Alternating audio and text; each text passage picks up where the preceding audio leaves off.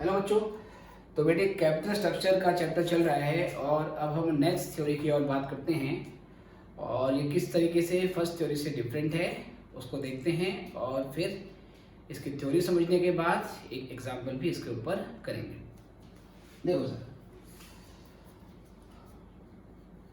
Net income approach जो हमने just इससे पहले पढ़ी, net income approach takes an extreme point of view that K remains unaffected when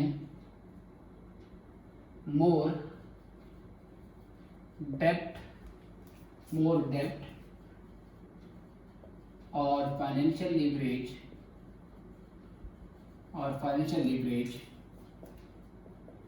is introduced in capital structure, and therefore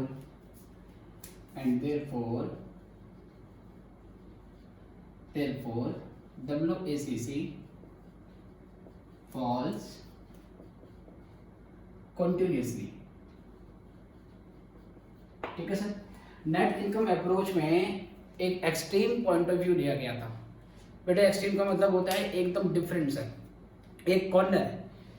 net income approach एक जिद पकड़ के बैठ गई कि आप डेप्ट जितना मर्जी बढ़ा लो, डेप्ट के बढ़ाने से आपकी इक्विटी की कॉस्ट पे कोई फर्क नहीं पड़ने वाला है और इसलिए जब हम डेप्ट को बढ़ाते रहते हैं तो हमारा WACC फॉल करता रहता है और उसकी वजह से वैल्यू ऑफ फंड हमारी राइज करती है।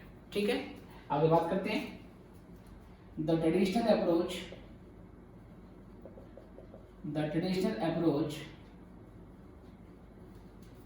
Has emerged as a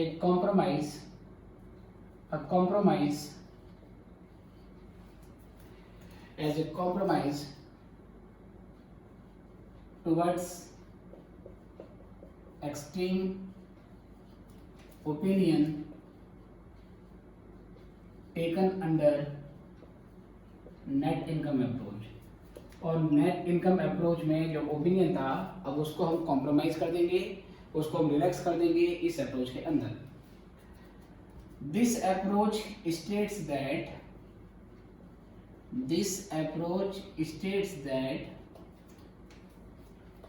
a firm should make judicious, ठीक है बेटा, इसका मतलब है कि बेटर मतलब सोच समझकर यूज ऑफ बोथ डेप्ट and equity when more debt is introduced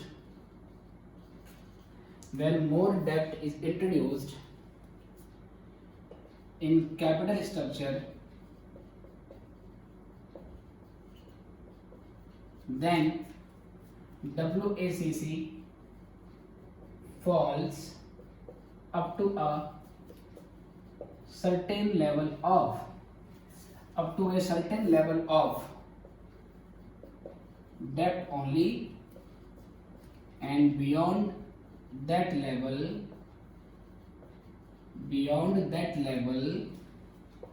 if debt is further increased, WACC begins to rise and value of firm begins to fall। ठीक है सर, ये अप्रोच क्या कहती है बेटा, पहले सुन लो जरा।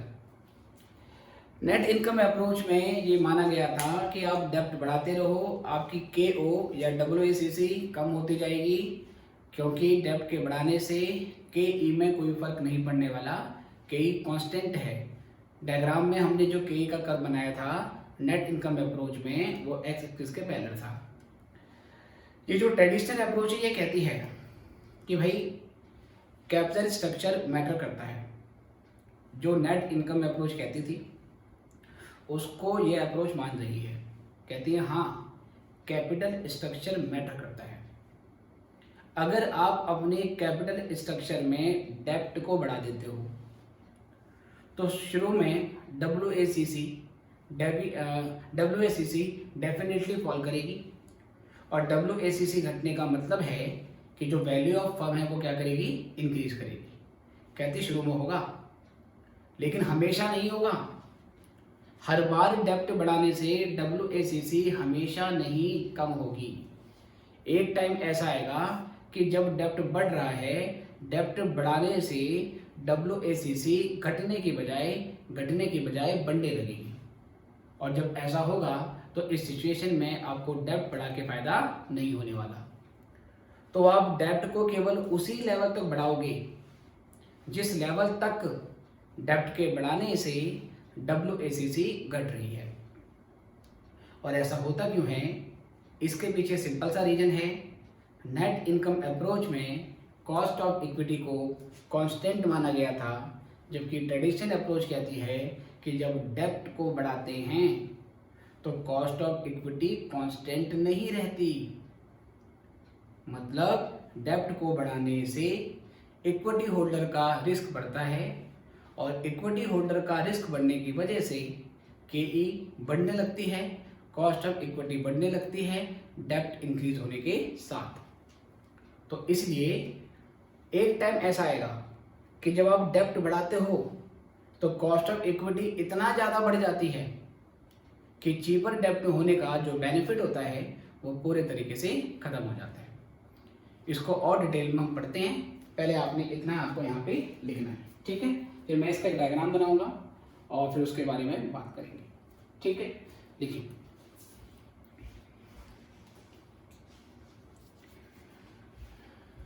या चलो मैं इसी के बारे में आगे लिखता हूं। It happens because of the following reason. ये क्यों होता है बेटा, इसके पीछे रीजन क्या है?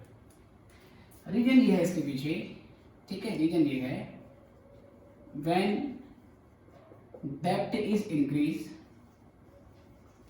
व्हेन डेप्ट is increase then cost of equity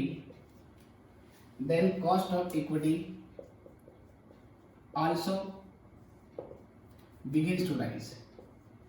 कहता है जैसे आप अपने कैपिटल स्ट्रक्चर में डेप्ट को बढ़ाते हो, डेप्ट के बढ़ने से इक्विटी की कॉस्ट भी बढ़ती रहेगी, क्योंकि अगर आप डेप्ट कैपिटल स्ट्रक्चर में ला देते हो तो इक्विटी होल्डर का रिस्क बढ़ जाता है। रिस्क क्यों बढ़ता है बेटा? क्योंकि जब कंपनी बंद होगी तो डेप्ट की पहले पेमेंट होती है, इक्विटी की पेमेंट बाद में होती है। तो हम कैपिटल स्ट्रक्चर में जितना ज़्यादा डेप्ट बढ़ा देंगे, फर्म की असेट में डेप्ट होल्डर का क्लेम उतना ज़्यादा बढ़ जाएगा। और अगर फर्म की असेट्स में डेप्ट होल्डर का क्लेम ज़्यादा बढ़ रहा है, इक्विटी होल्डर का क्लेम घट रहा है, तो डेफिनेटली उनकी सिक्योरिटी कम हो रही है। उनकी सिक्योरिटी कम होने की वजह से उनका रिस्क में इसका इम्पैक्ट आता है। और ये सारी बातें हमने डिटेल में कॉस्ट ऑफ कैपिटल के चैप्टर में पढ़ी है। तो डेप्ट के बढ़ने से क्या होता है सर? इक्विटी बढ़ गई। अब बेटा डेप्ट चीप है, डेप्ट सस्ता होता है, इक्विटी महंगा हो रहा है। तो डेप्ट के इंट्रोड्यूस करने से आपको बेनिफिट है, लेकिन इक्विटी की कॉस्ट बढ़ने से यहाँ पर क्या है सर? आपको नुकसान है। अब यहाँ पर क्या होगा, आपको कॉस्ट बेनिफिट एनालिसिस करना पड़ेगा। आपको कॉस्ट बेनिफिट एनालिसिस करना पड़ेगा। कॉस्ट बेनिफिट एनालिसिस का मतलब क्या है? इसका ये मतलब है कि आपको देखना पड़ेगा कि डेप्ट से फ़ायदा ज़्यादा हो रहा है या इक्विटी से आपको सर नुकसान ज़्यादा हो रहा है। As long as benefit is more than cost, जब तक बेनिफिट ज़्यादा होगा कॉस्ट कम है, तो WACC घटेगी, आपके लिए फ़ायदा ही देगी। एक सिचुएशन ऐसा आएगा कि चीपर डेप्ट का बेनिफिट और इंक्रीज इन इक्विटी कॉस्ट दोनों आपस में बराबर हो जाएंगे, तो बेनिफिट खत्म हो गया। और फाइनली ऐसा होगा कि इक्विटी की कॉस्ट इतनी ज़्यादा बढ़ जाएगी कि चीपर डेप्ट का जो बेनिफिट है वो भी कम पड़ने लगेगा, और फाइनली वहाँ पे आपकी WACC बढ़ने लगेगी, जहाँ पे वैल्यू फर्म भी घटेगी। ठीक है। तो as long as benefits of cheaper debt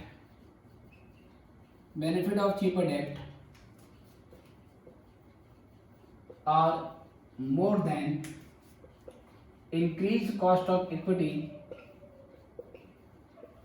अगर बेनिफिट ज़्यादा है इंक्रीज कॉस्ट ऑफ इक्विटी से, WSAC वुड फॉल, ये फॉल करेगी, and value of firm will rise. However, when KE rises,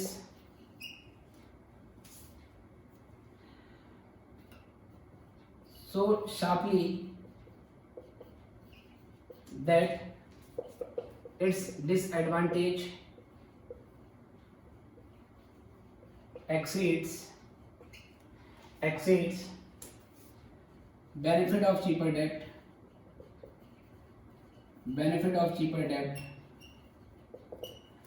WACC rises and value of firm क्या करेगी बेटे, fall करेगी। तो इसमें बेसिक डिफरेंस ये आया है कि नेट इनकम अप्रोच में कॉस्ट ऑफ इक्विटी को हमने कांस्टेंट रखा था, जबकि ये अप्रोच कहती है कि डेब्ट के बढ़ाने से कॉस्ट ऑफ इक्विटी कांस्टेंट नहीं रहती है, वो बढ़ती है। तो डेब्ट आपको फ़ायदा देगा, बस एक लिमिट तक ही फ़ायदा देगा, उसके बाद सर वो क्या बन जाता है, आपके लिए नुकसान देना स्टार्ट आपको करेगा। इतना लिखेंगे, इसका डायग्राम देखते हैं और इसकी थ्योरी समझते हैं, फिर क्वेश्चन करेंगे।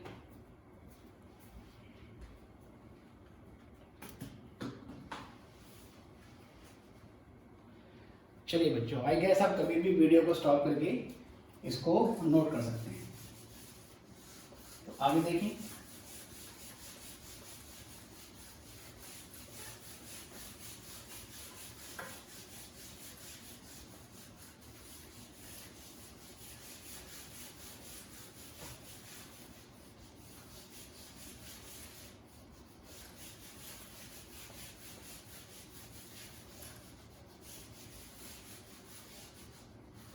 चलिए सर, अगर बेटा इसका डायग्राम बनाएं तो डायग्राम कुछ इस तरीके से इसका बनता है।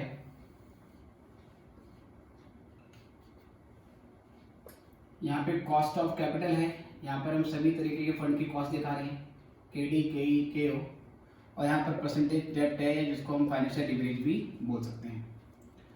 तो बेटा हमारा ये डेप्ट कुछ इस तरीके का है, ये हमारा डेप्ट का नेचर है। शुरू में ये कांस्टेंट रहेगा, फिर ये एक टाइम के बाद बढ़ने लगता है, दिस इज KD। ठीक है सर, क्यों बढ़ेगा बताऊंगा अभी इसके बारे में। KE का नेचर इसमें इस तरीके से है कुछ, KE ऐसे होता है सर, आप डेप्ट बढ़ाओगे और डेप्ट के बढ़ाने से ही KE बढ़ती रहेगी। ठीक है, और KO सर कहाँ से निकलती है, स्टार्टिंग होती है KO की KE से। वो क्यों होती है, क्योंकि जब 0% डेप्ट होता है तो 0% डेप्ट पे KO KE के बराबर होता है, राइट। अब ये क्या कह रहा है, इनिशियली आप डेप्ट बढ़ाओगे तो इनिशियली डेप्ट के बढ़ाने से आपकी जो KO है वो क्या करेगी बेटे, फॉल करेगी, KO फॉल करेगी, but this will happen up to a certain limit only. एक टाइम ऐसा आएगा कि जब आपकी ये कॉस्ट KO जो कि ओवरऑल कॉस्ट है ये आपकी इंक्रीज करने लगेगी। ठीक है सर, ये कॉस्ट आपकी इंक्रीज करने लगेगी जो कि आपकी KO हो जाएगी। तो जो सबसे ऑप्टिमम कैपिटल स्ट्रक्चर है, सबसे ऑप्टिमम कैपिटल स्ट्रक्चर आपका इस पॉइंट पर निकलेगा। अब यहाँ पर डेप्ट का जो भी परसेंटेज होगा, इट कैन बी 30% और 40% और इट कैन बी 60%, कुछ भी हो सकता है सर, ये ऑप्टिमम कैपिटल स्ट्रक्चर है। अगर आप इतना परसेंटेज डेप्ट यूज करते हो अपने कैपिटल में, तो यहाँ पर आपके WACC जिसको हम KO बोलते हैं वो मिनिमम होती है, और जब KO आपकी मिनिमम होती है तो KO के मिनिमम होने से हमारी वैल्यू ऑफ फर्म बढ़ जाती है। ठीक है ना, ये ध्यान रखना कि KO और वैल्यू ऑफ फर्म में इन्वर्स रिलेशन होता है, ये ध्यान रखना हमेशा। KO में और वैल्यू ऑफ फर्म में, इन दोनों में हमेशा कैसा रिलेशन है, इन्वर्स रिलेशन होता है। इन्वर्स रिलेशन का ये मतलब हुआ कि अगर आपका KO घटेगा तो वैल्यू ऑफ फर्म बढ़ेगा, और KO बढ़ेगा वैल्यू ऑफ फर्म घटेगा। क्यों होता है बेटा ऐसे, क्योंकि आपने एक फॉर्मूला किया है कि अगर हमें वैल्यू ऑफ फर्म निकालनी होती है तो उसके लिए हम नेट ऑपरेटिंग इनकम को WACC से डिवाइड कर देते हैं। ये आपको मैंने फर्स्ट लेक्चर में बताया है। तो ये डिवाइडर जितना छोटा होता रहेगा, दिस बीइंग कांस्टेंट, नेचुरली आपकी वैल्यू ऑफ फर्म बढ़ती जाएगी। ठीक है सर। तो दिस थ्योरी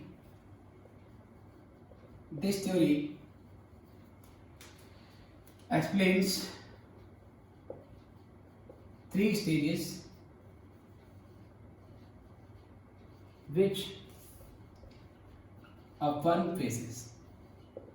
3 सर इसमें होती है, 3 स्टेज होती हैं।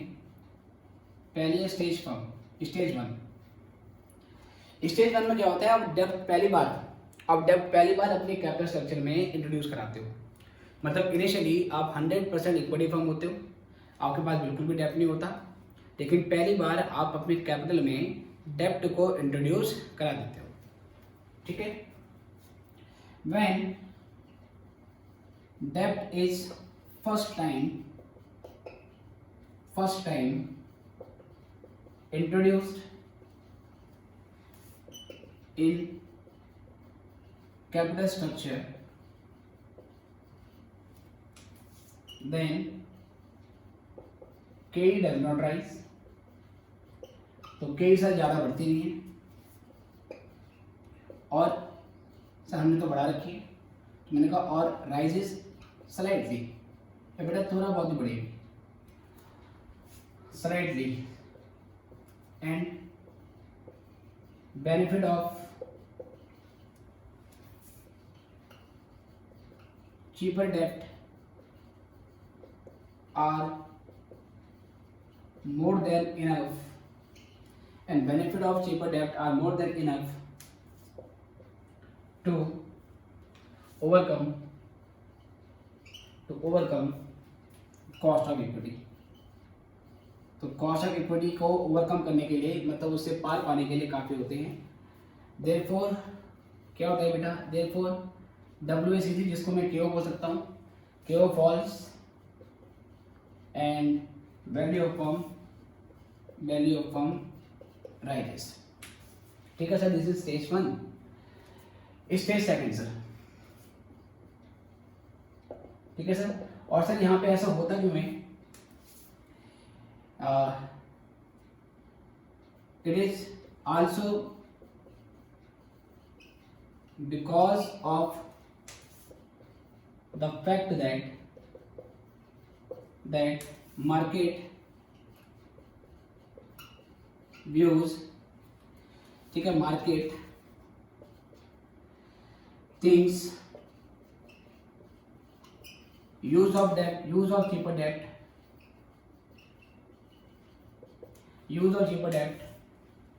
as a sign of good financial strategy.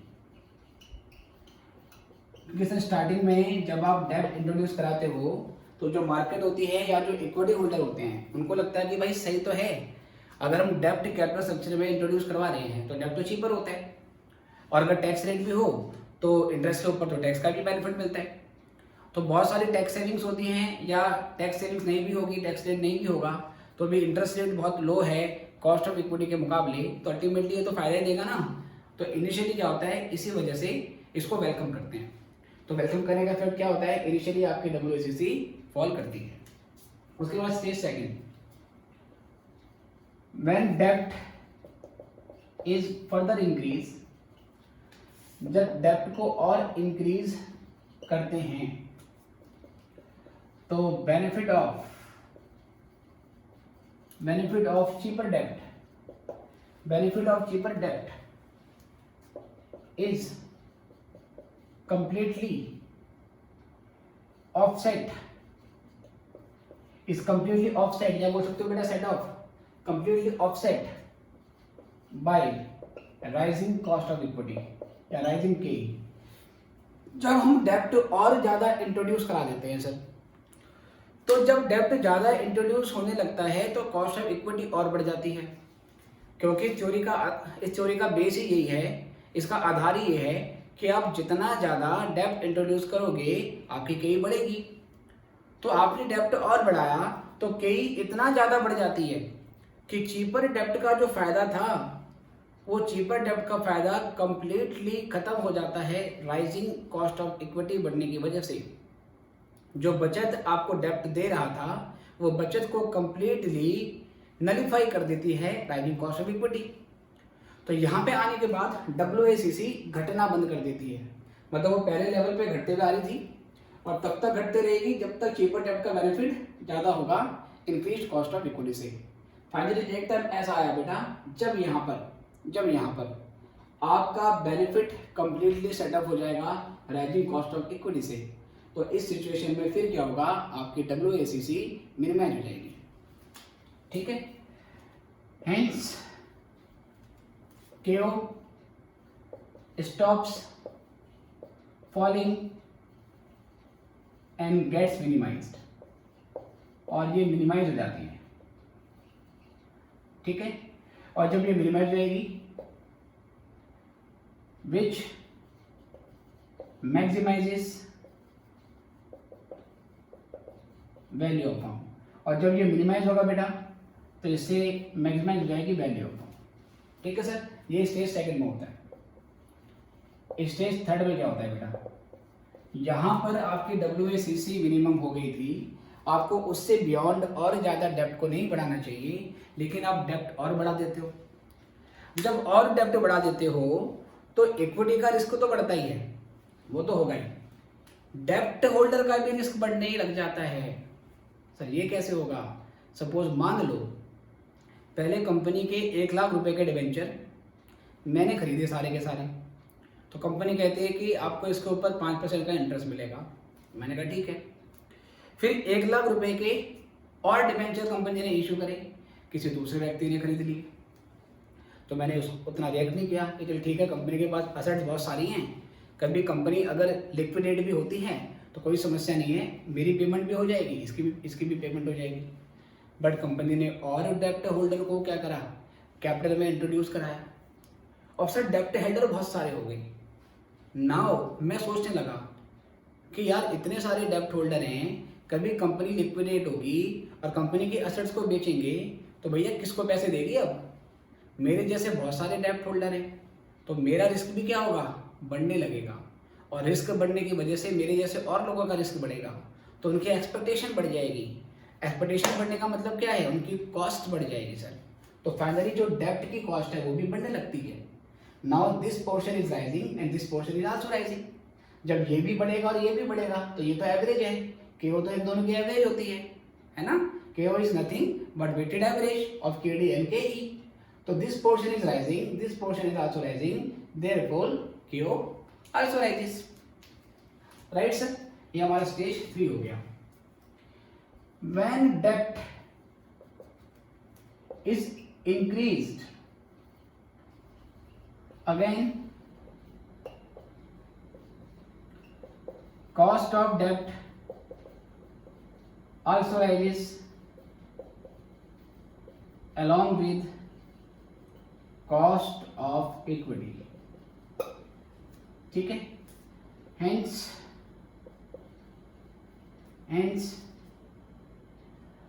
KO begins to rise, तो KO बढ़ने लगती है and value of firm begins to fall, और जो वैल्यू ऑफ फर्म होगी बेटे ये फॉल करने लगेगी। ठीक है sir, this is the theory behind traditional approach. Okay sir, इसको लिख लेंगे। अब इसके ऊपर एक क्वेश्चन करना है हमने और फिर ये भी खत्म हो गया। लिखिए आराम से।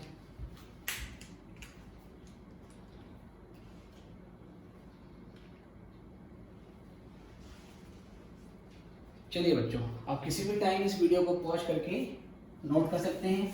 तो मैं मिटाता हूँ और एक क्वेश्चन नोट डाउन करेंगे पहले और फिर मैं उसको सॉल्व कराऊंगा।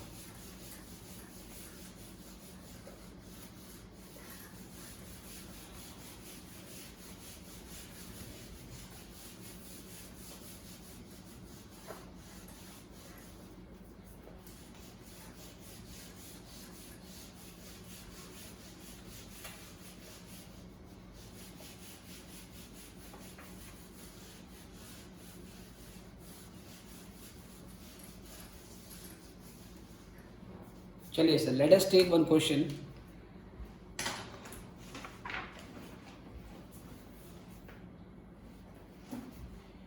एक क्वेश्चन हमारे पास है बेटा, मैं इसको लिखता हूँ। क्वेश्चन कुछ ऐसा है, कहता है केबीसी लिमिटेड, एक कंपनी का नाम है KBC, has EBIT of ₹3 lakh. इसका 3 लाख का EBIT है। Presently it is 100% equity firm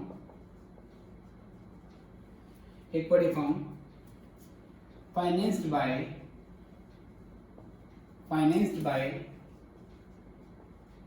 equity capital of ₹20 lakh. अभी क्या है कि सर ये अपना सारा का सारा पैसा इक्विटी से लाती है और 20 लाख रुपए उसे इक्विटी के थ्रू अरेंज किए हैं, ठीक है।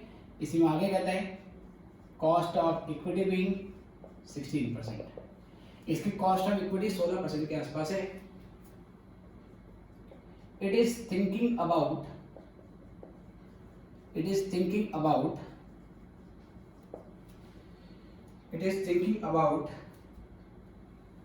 redeeming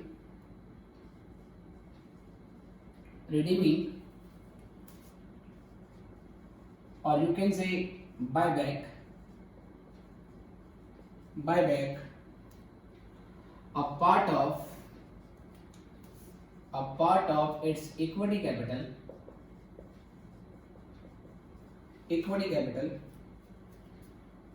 by introducing debt financing. 20 lakh की इक्विटी कैपिटल में से ये कुछ पैसा इक्विटी होल्डर को लौटाना चाहती है। मान लो कि अगर 20 लाख की इक्विटी कैपिटल है तो ये कहती है कि हम अपनी इक्विटी कैपिटल को 20 लाख से घटाकर 18 लाख करना चाहते हैं। तो सर कैसे कम होगा? 2 लाख का डेप्ट लाएंगे और उस पैसों से इक्विटी की पेमेंट कर देंगे, ऐसा कुछ इसमें करने वाले हैं। एक्चुअल में कितना घटाते हैं सर, अभी इसके बारे में बात करते हैं। तो आगे क्वेश्चन में इसके बारे में बोलते हैं, इट हैज 2 ऑप्शंस। इसके बाद सर 2 ऑप्शन है, रेज डेप्ट, ठीक है सर, रेज डेप्ट एट 30% ऑफ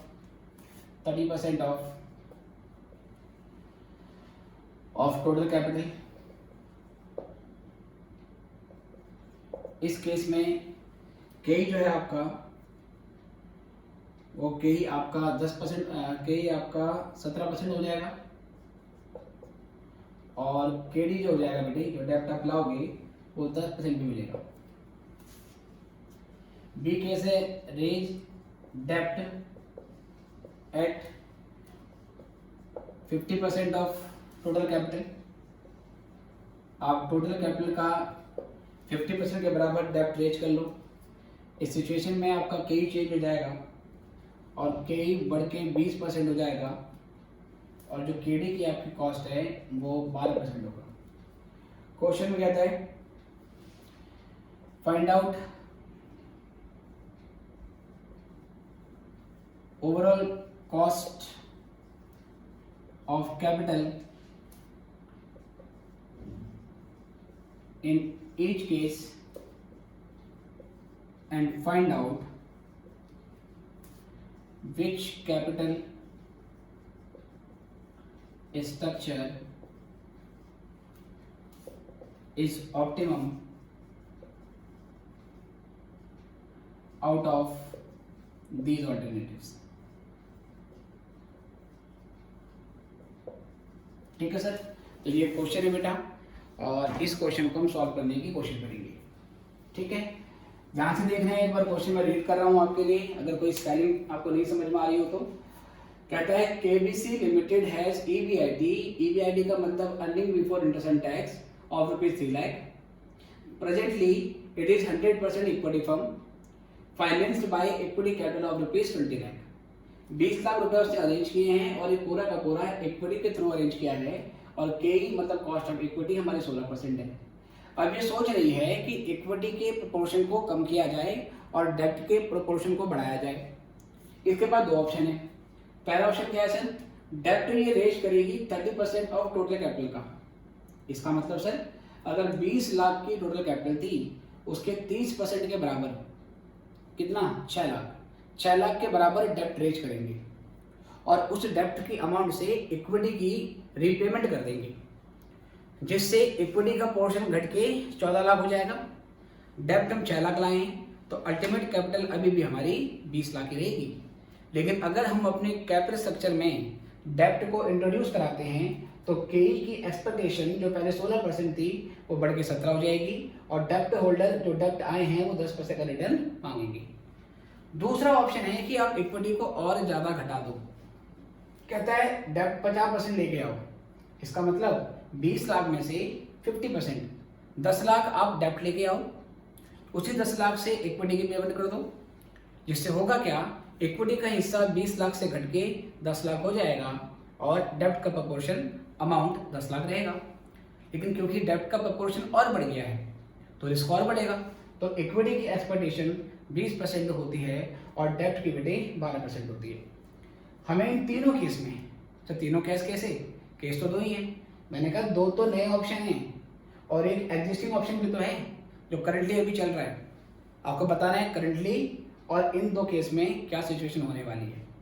इन तीनों केस में आपको वैल्यू ऑफ फर्म निकालनी है और वैल्यू ऑफ इक्विटी निकालनी है और फिर आपको बताना है कि कौन सा कैपिटल स्ट्रक्चर हमारा ऑप्टिमम है। फॉर्मूले वही लगने वाले हैं जो हमने लास्ट लेक्चर में लगाए थे। ठीक है, देखो सर क्वेश्चन हम सॉल्व करते हैं। ओके सर, तो कैलकुलेशन ऑफ, इसलिए सॉल्व कर रहे हैं आंसर इसका, calculation of cost of capital and value of firm under 3 different alternative. ठीक है सर, तो कुछ इस तरीके से हम करेंगे पर्टिकुलर सर। ठीक है बेटे, पहला केस है बेटा प्रेजेंट, उसके बाद फिर सर ऑप्शन फर्स्ट या ऑप्शन ए कर देते हैं इसको, और फिर इसके बाद ऑप्शन बी। तो यहाँ पर बेटा इक्विटी कितनी है, 100% है, डेब्ट कितना है, 0% है। दूसरे वाले ऑप्शन में कहता है डेब्ट का प्रोपोर्शन 30% होगा, तो इसका मतलब इक्विटी का पोर्शन कितना होगा, 70 होगा। तीसरे वाले में डेब्ट 50 होगा तो बेटा ये भी 50 होगा, तो पहले ये लिख दिया। अब इसी इक्विटी की बेटे हम अमाउंट लिखेंगे कि इक्विटी का क्या अमाउंट है, ठीक है, और डेब्ट का क्या अमाउंट है, और उसके बाद फिर हम ये बताएंगे कि हमारा टोटल जो कैपिटल एम्प्लॉयड है, या इसको हम बेटा टोटल असेट भी बोल सकते हैं, क्योंकि अल्टीमेटली ये जो फंड है ना ये हम असेट्स में इन्वेस्ट करते हैं, राइट सर। तो बेटे टोटल कैपिटल तो तीनों केस में 20 लाख ही होने वाली है। पैसा तो हमें 20 लाख ही चाहिए, बस अरेंज कैसे करेंगे सर वो देखना है हमें। ठीक है सर, क्योंकि एक जगह से पैसा ला रहे हैं और सेकंड जगह में उसकी पेमेंट हो रही है। तो पहले वाले केस में 20 लाख का 100% इक्विटी है, तो ये 20 लाख हो गया, इक्विटी का पोर्शन 0 हो गया, ये 20 लाख का 70% हो गया, 14 लाख, 20 लाख का 30%, 6 लाख, इसी 20 लाख का 50%, 10 लाख, और सर ये भी कितना है, 10 लाख। ठीक है सर। उसके बाद जो हमारी नेट ऑपरेटिंग इनकम है, जो नेट ऑपरेटिंग इनकम है बेटा, जिसको EBIT बोलते हैं ना, नेट ऑपरेटिंग इनकम, उसका मतलब सर मैं EBIT की बात कर रहा हूँ। जो EBIT है प्यारे बच्चों, वो मुझे क्वेश्चन में गिवन है कि EBIT 3 लाख का है, 3 लाख का हमारा EBIT है। ठीक है सर, 3 लाख का हो गया हमारा EBIT। इसमें से बेटा माइनस करेंगे हम इंटरेस्ट। पहले वाले केस में क्योंकि डेब्ट है ही नहीं, जब डेब्ट नहीं है तो इंटरेस्ट क्या होगा, 0। सेकंड वाले केस में क्या है बेटा, सेकंड वाले केस में आपका डेब्ट 6 लाख रुपए का है ना, और ये 6 लाख का डेब्ट कितने रेट पर है, ये 6 लाख का आपका जो डेब्ट है ये आपको मिला है 10% के रेट पर, 6 लाख का डेब्ट 10% के इंटरेस्ट पर, और यहाँ पे 10 लाख का आपको डेब्ट मिला है 12% के इंटरेस्ट रेट पे। तो क्योंकि यहाँ पर 6 लाख का डेब्ट था तो 6 लाख का अगर आप 10% निकाल दोगे तो यहाँ 60,000 का इंटरेस्ट बन के आता है। यहाँ पर 10 लाख का डेब्ट 12% के इंटरेस्ट पर है, 10 लाख का 12% निकालोगे तो 1,20,000 आ जाएगा। और ये करने के बाद हमारी जो नेट इनकम है वो नेट इनकम आ जाएगी यहाँ 3 लाख की सर, ठीक है सर, रुपीज़ में निकल गई ये 3 लाख माइनस 60 2,40,000 और 3 लाख माइनस 120 ये 1,80 आ गई है, ठीक है। इसके बाद बेटे अगर मैं आपसे बोलूँ कि वैल्यू ऑफ इक्विटी कैसे निकालेंगे, तो वैल्यू ऑफ इक्विटी का आपका फॉर्मूला होता है कि जो नेट इनकम होती है उसको हम के से डिवाइड कर देते हैं। तो यहाँ पे नेट इनकम मेरी 3 लाख रुपए की है। कॉस्ट ऑफ इक्विटी बेटा फर्स्ट केस में मेरा जो कॉस्ट ऑफ इक्विटी है वो कितना है, कॉस्ट ऑफ इक्विटी बेटा 16% है। अगर मैं यहाँ पे भी इसका रेट लिखना चाहूँ तो आई कैन राइट कि यहाँ पर 20 लाख है 16% के रेट पे, यहाँ पे 14 लाख हो जाएगा मेरा 17% के रेट पे, राइट एट 17%। और यहाँ पर बेटा तीसरे वाले केस में के ही मेरा 20% हो जाएगा। तो रेट मैंने यहाँ पे लिख दिए हैं। तो नेट इनकम 3 लाख की है और 3 लाख को अगर मैं 16% से डिवाइड करता हूँ तो कितना आएगा सर, 3 लाख डिवाइड बाई 16%। तो NOI हाँ ठीक है 3 लाख की थी, 3 लाख डिवाइड बाई 0.16 तो बेटा ये हमारी 18,75,000 की 18,75,000 की वैल्यू ऑफ फर्म आती है, ठीक है। इसको थोड़ा सा मैं ऐसे कर देता हूँ, चलो इसको यहाँ लिख दिया मैंने 18,75,000। यहाँ पे नेट इनकम 2,40,000 की है और 2,40,000 को मैं 17% से डिवाइड करूँगा। और अगर मैं 2,40,000 को डिवाइड करता हूँ 17% से तो यहाँ पर मेरी जो वैल्यू आ रही है वो 14,11,764 या राउंड ऑफ करने के बाद 765 दे देता हूँ मैं इसको। और यहाँ पर क्या है बेटा, यहाँ पर 1,80,000 की नेट इनकम है, इसको मैं 20% से डिवाइड करूँगा तो बेटा ये 1,80,000 का ये आपका 9 लाख आ जाएगा। तो यहाँ पर मेरी वैल्यू ऑफ इक्विटी 9 लाख आ रही है। वैल्यू ऑफ डेब्ट सर, वैल्यू ऑफ डेब्ट या तो निकालो, क्या फॉर्मूला होता है इसका, इसका इंटरेस्ट अपॉन में PD, या वैल्यू ऑफ डेब्ट का मतलब आपको पता है डेब्ट कितना लिया है। इस वाले केस में डेब्ट 0 है, इस वाले केस में डेब्ट 6 लाख है और इस वाले केस में डेब्ट आपका 10 लाख है। तो अल्टीमेटली सर आप फॉर्मूले से निकालोगे तो भी वही आएगा या डेब्ट का अमाउंट लिख दो। अगर वैल्यू ऑफ इक्विटी और वैल्यू ऑफ डेब्ट आ गया तो वहाँ से फिर हम वैल्यू ऑफ फर्म निकाल देंगे। वैल्यू ऑफ फर्म निकालने के लिए वैल्यू ऑफ इक्विटी और वैल्यू ऑफ डेब्ट को प्लस करना पड़ेगा। अगर मैं इनको प्लस कर देता हूँ प्यारे बच्चों तो यहाँ आएगा 18,75,000, यहाँ आएगा 14 और 6 20,11,765 और यहाँ पर आ जाएगा 19 लाख। अब तीनों में से कहाँ पर आपकी वैल्यू ऑफ फर्म ज़्यादा आ रही है सर, तो अगर आप ध्यान से देखें कि आपका ऑप्शन नंबर जो सेकंड है, सेकंड वाले ऑप्शन में आपकी वैल्यू ऑफ फर्म ज़्यादा निकल के आती है, ठीक है सर, आपकी वैल्यू ऑफ फर्म ज़्यादा निकल के आती है ऑप्शन नंबर मतलब कि ऑप्शन नंबर बी के मुकाबले और जो प्रेजेंट सिचुएशन है उसके बेसिकली मुकाबले। और अगर आपको WACC निकालनी हो तीनों सिचुएशन में, if you want to find out KO, तो KO के लिए फॉर्मूला लगाओगे net operating income divide by value of firm. तो जो नेट ऑपरेटिंग इनकम है दैट इज रुपीज 3 लाख, ठीक है सर। नेट ऑपरेटिंग इनकम हर अप्रोच में 3 लाख है, यहाँ पर 3 लाख है और 3 लाख को आप डिवाइड करोगे 18,75,000 से, कितना है, तो 3 lakh divide by 18,75,000 it must be 16% sir, क्योंकि यहाँ पर डेब्ट है नहीं तो यहाँ पर cost of equity he cost of डेब्ट के बराबर आएगी। यहाँ पर क्या करोगे, यहाँ पर 3 लाख को प्यारे बच्चों, इस 3 लाख को 20,11,765 से डिवाइड करोगे, ठीक है। 3 लाख डिवाइड बाय 20,11,765 तो ये आपका 14.91% आ रहा है, 14.91%। ठीक है, I repeat, it is 14.91%। And in last option we have net operating income of ₹3 lakh which is same under all 3 option, और ये 19 लाख का आपका अमाउंट है। और इसको अगर हम करें तो 3 लाख डिवाइड बाय 19 लाख, ये आपका 15.78% आता है, तो 15.78% आता है।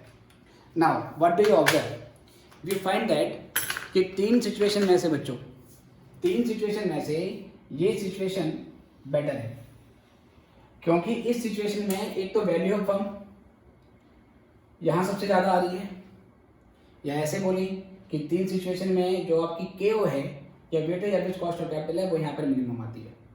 तो this capital structure in which डेब्ट equity ratio is 30%, 70%, this capital structure is best. इन तीनों में से ये बढ़िया है। अगर ये करेंगे तो इस तरीके से कैपिटल स्ट्रक्चर को अरेंज करने से एक फर्म अपनी वैल्यू को इंक्रीज कर सकती है और weighted average cost of capital को मिनिमाइज कर सकती है या उसको डिक्रीज कर सकती है। ठीक है बेटे, तो ये ट्रेडिशनल अप्रोच है, इसमें ऐसे ही क्वेश्चन आते हैं। ठीक है, तो ये भी कवर हो गया, और अगली लेक्चर में हम नेट ऑपरेटिंग इनकम अप्रोच के बारे में बात करेंगे, जो कि ये कहती है कि कैपिटल स्ट्रक्चर बिल्कुल भी मैटर नहीं करता। आप पैसा जैसे मर्जी अरेंज करो, डेब्ट से लाओ, इक्विटी से लाओ, कितना डेब्ट से कितना इक्विटी से, दैट इज योर चॉइस। आपकी वैल्यू फर्म पे कोई फर्क नहीं पड़ने वाला है, और इसको हम नेक्स्ट लेक्चर में डिस्कस करेंगे। तो अभी के लिए इतना ही, सब लोग खुश रहें, गुड बाय।